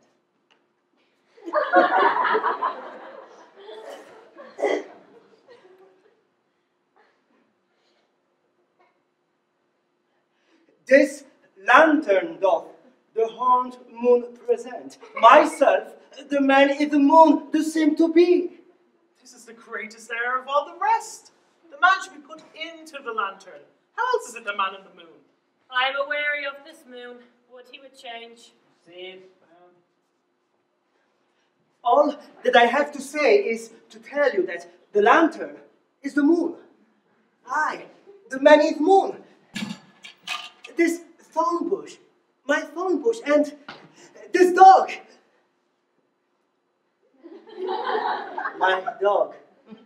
Why all these should be in the lantern, for all these are in the moon. Silence, shh. Here comes Thisbe.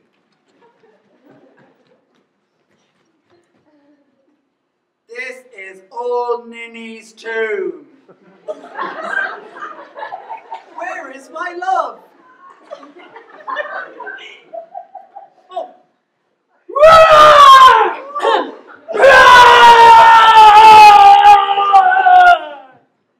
Well roared, lion.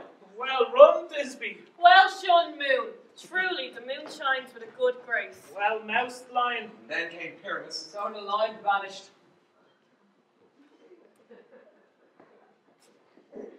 Sweet moon, I thank thee for thy sunny beams.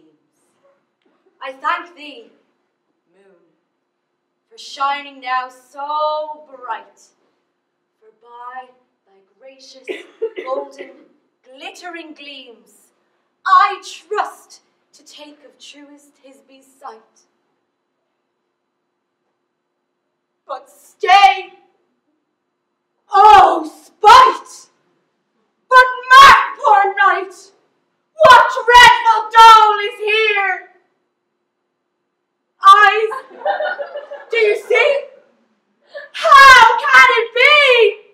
Oh, dainty duck, oh dear! Thy mantle good, what? Stained with blood? Approach, ye furies fell! Oh, fates, come, come! Cut red and drum, quail, crush, conclude! This passion and the death of a dear friend would go near to make a man look sad. Beshrew my heart, but I pity the man. Oh, wherefore nature didst thou lion's frame, since lion vile hath here deflowered my dear, which is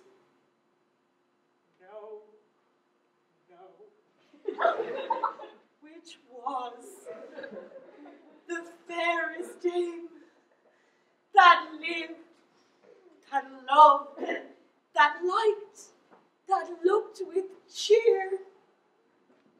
Come, tears, confound, outsoared and wound the path of Pyramus.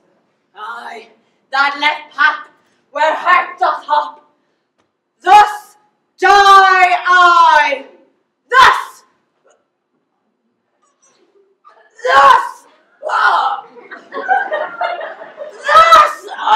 now am I dead. Now am I fled. My soul is in the sky. Tongue, lose thy light. Moon, take thy flight.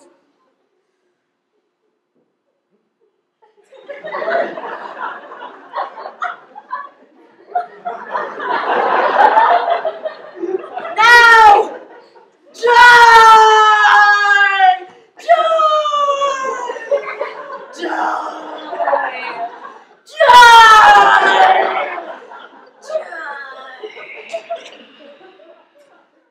With the help of a surgeon, he might yet recover and prove an ass. How chance moonshine is gone before Thisbe comes back and finds her lover. She will find him by starlight. Here she comes, and her passion ends the play.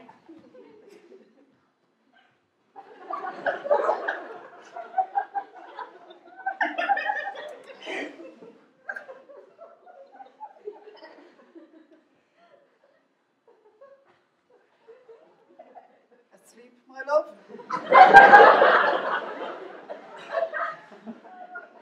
What, dead, my dove? Oh, Pyramus, arise! Speak. Speak. Quite dumb. Dead? Dead? A tomb must cover thy sweet eyes. These lily lips, this cherry nose, these yellow cowslip cheeks are gone. Are gone! Lovers make moan.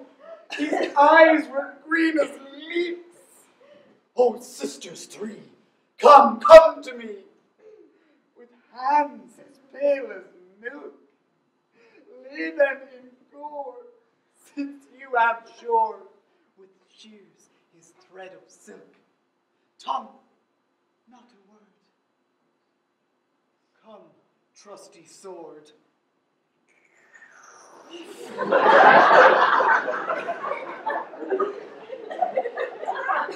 Come, blade, my breast imbrue. And farewell, friends. Thus.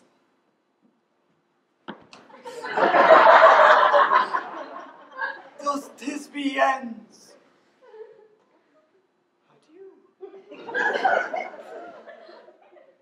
Adieu.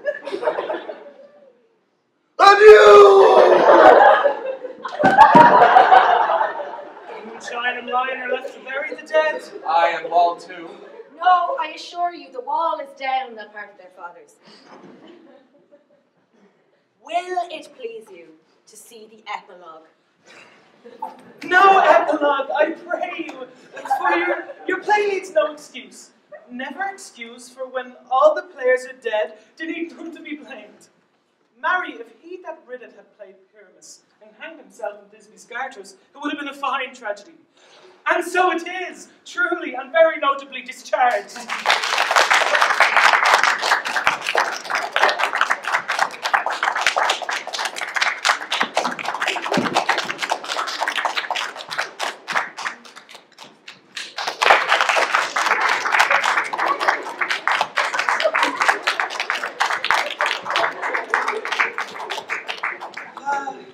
The iron tongue of midnight hath told 12.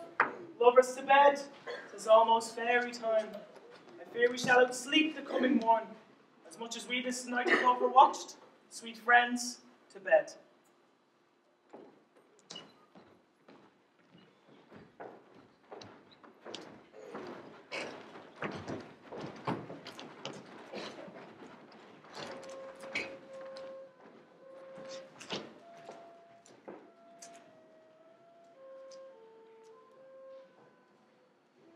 Now the hungry lion roars, and the wolf behowls the moon, whilst the heavy ploughman snores, all with weary task fordone. Now it is the time of night, that the graves all gaping wide, every one lets forth his sprite in the churchway paths to glide. And we fairies that do run by the triple Hecate's team, from the presence of the sun following darkness like a dream, now are frolic. Not a mouse shall disturb this hallowed house.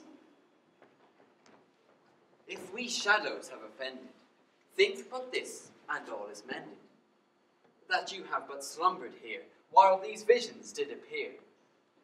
And as I am an honest puck, if we have unearned luck, now to escape the serpent's tongue, we will make amends ere long, else the puck a liar call. So good night unto you all. Give me your hands if we be friends, and Robin shall restore amends.